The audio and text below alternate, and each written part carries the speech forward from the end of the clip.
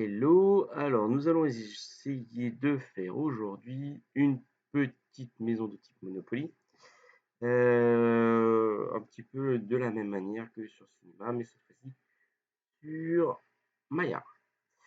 Alors, notre point de départ, eh bien, ce sera le cube traditionnel, on va dire, et on va sélectionner finalement eh bien, l'ensemble de ces edges adjacents ici, et nous allons les connecter. Donc, je valide cette connexion ici, hein. J'avais des options éventuellement de division. Là, une division, ça me suffit parfaitement bien.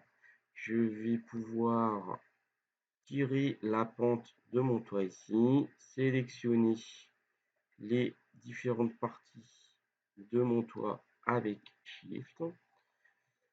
Faire un contrôle E ici. Alors, soit en sickness, soit en local translate. Sickness, eh bien, c'est vraiment l'extrusion par rapport à la normale. Local translate, c'est presque la même chose, mais pas tout à fait. Vous voyez que si je fais ça, notamment là, c'est pas du tout perpendiculaire finalement à la normale. Donc moi, c'est bien un bon extrude que je vais faire. Donc j'utilise la thickness, éventuellement je règle ici le pas pour avoir quelque chose de plus correct. Je vais sélectionner en faisant un Grow Selection, j'augmente ma sélection ici et je vais retrancher les deux pentes de mon toit pour ne garder finalement que cette partie qui m'intéresse. Comme tout à l'heure, je vais faire une thickness ici. Donc, bon, 0,2 c'est pas mal. Donc je vais valider cette transformation ici. Je vais réaliser donc une petite cheminée, toujours mon CTRL E, avec cette fois-ci, non pas en thickness, non pas en local translate Z, mais plutôt en offset, en décheckant ici le keep face together. Ça me permet de faire un inset en fait, hein, pour ceux qui viendraient de Max ou de Cinema 4D. Voilà, ça correspond à quelque chose que on connaît ici. Donc, je peux évidemment repositionner un petit peu cette future cheminée.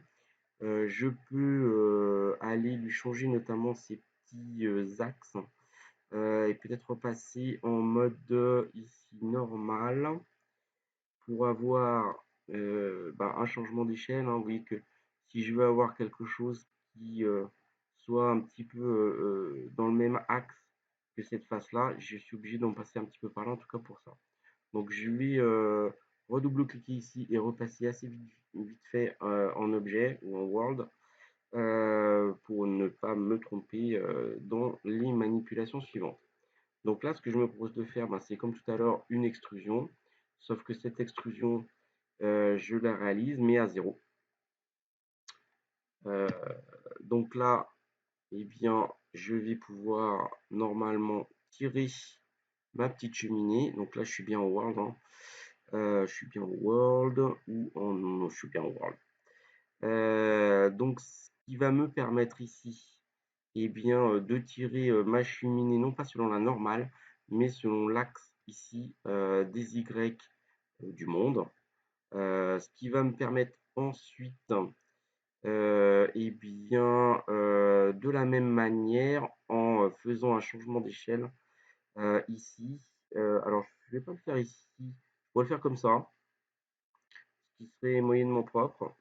Je vais le faire plutôt comme ceci. Donc, je remets cette échelle de la face à 0 et ça me permet d'aplatir ici ma petite cheminée qui me convient désormais. Donc, je vais continuer une petite extrusion toujours en thickness. Oui, que ça peut être un petit peu sensible. Hop, j'ai fait un CTRL Z. Alors, hop, voilà. Je peux tirer normalement ceci, ça marche aussi. Si je me rappelle de mon petit sélection ici, je vais rajouter et retrancher avec CTRL ici et bien les côtés retrancher le sommet de ma future cheminée et précédemment j'ai ajouté les contours. Donc je refais une petite extrusion ici qui va, alors on va essayer de voir si ça marche bien, voilà, super. Et je vais mettre peut-être 0,1, ça suffirait exactement. Donc je sélectionne également le haut, je rajoute un étage, je resélectionne ici, je refais la même chose que tout à l'heure, à savoir un inset. Donc là, je vais essayer de faire un inset qui me convienne. Je vais peut-être rezoomer un petit peu parce que je ne vois plus rien. Alors, peut-être à 0. Non. Alors, j'ai peut-être dû le faire 2 fois. Donc, je vais faire Z. Voilà. Et là, je vais donc changer cet inset. On a dit peut-être avec CTRL, histoire de maîtriser un peu plus la taille de cet offset qui peut aller un petit peu vite parfois. Donc, ce que je vais faire en définitive, en dernier, c'est un CTRL E, une extrusion, mais dans ce sens-là. La face, je la garde ou je la laisse. J'ai peut-être décidé de la virer, donc là, je l'ai virée. Je vais prendre le dessous de notre petite maison en ajoutant les 2 polygones avec Shift et je vais les enlever. Alors, je peux réaliser ici la même chose que tout à l'heure, à savoir faire un CTRL E ici, déchecker le Keep Faces Together et changer l'offset. Donc, avec CTRL, c'est quand même assez pratique. Alors, oui, non, là, il fallait que je le laisse en fait. Et je vais donc eh bien, réaliser ma petite prémisse ici de porte. Ici. Donc, ce que je peux faire par contre dans l'autre sens, c'est eh bien, sélectionner avec Shift ces deux côtés-là et eh bien, faire un offset aussi ici. J'aurais dû prendre l'option. Voilà. Avec CTRL, c'est quand même beaucoup plus simple. Et je vais, j'aurais pas dû sélectionner. Je vais refaire un extrude. Donc avec CTRL, c'est plus simple. Hop, voilà. Et je refais mes deux petites fenêtres. Voilà, j'ai deux petites fenêtres. Ici, j'ai la possibilité avec Shift de me séparer de ces deux petits polygones ici qui m'embêtent un tout petit peu. Et je vais sélectionner l'ensemble de mes edges ici, les rapporter à 0. Alors, les rapporter à 0. Boum, boum, boum.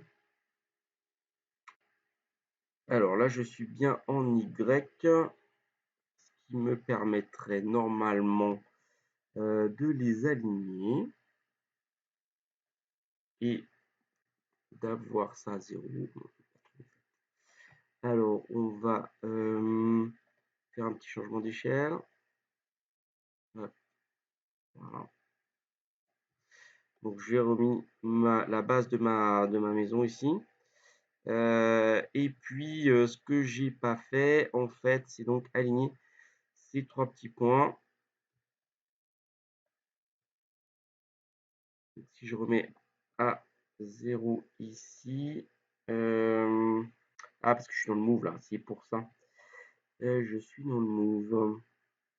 Bien sûr, je suis dans le move. Alors, c'est pas ça qui m'intéresse, c'est pour ça que j'avais un petit problématique. Donc, hop, je redescends ça. Et voilà. Et donc, ici, normalement, c'est bon. Donc, évidemment, cette petite face-ci et cette petite face-là, on peut réaliser aussi un petit contrôle et commencer à faire la porte. Voilà, je peux remonter globalement mon objet, histoire qu'il soit au niveau de la grille. Et voilà, ma petite maison, à présent, sur Maya, complètement terminée.